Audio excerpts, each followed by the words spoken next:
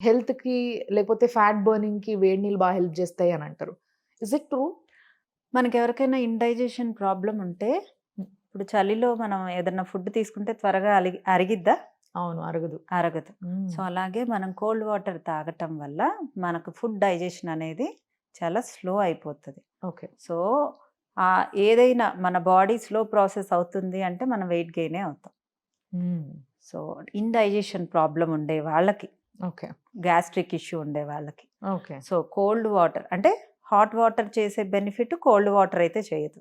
Okay. ఒకవేళ cold water తీసుకున్నా మన బాడీ అది నార్మల్ టెంపరేచర్‌కి తెచ్చుకోవడానికి మన బాడీలో ఉండే క్యాలరీస్‌ని కూడా యూజ్ చేసుకుంటుంది.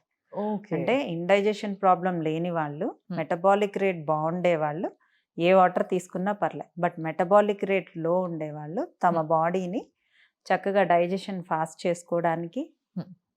హెల్తీగా ఉండటానికి మెటబాలిక్ రేట్ అంటే మెటబాలిక్ రేట్ బావున్నప్పుడు ఎలా అయినా బాడీ కూల్ వాటర్ తాగినా దాన్ని మామూలుగా ఎవరైనా తాగినా ఇండైజెషన్ ఉన్న అవును. వాళ్ళు గూడా ఎవరు తాగినా ఆ కూల్ వాటర్‌ని నార్మల్ టెంపరేచర్‌కి తెచ్చుకోవడానికి హ్మ్. బాడీలో ఉండే మన క్యాలరీస్ యూజ్ చేసుకొనే అది తెచ్చుకుంటాం.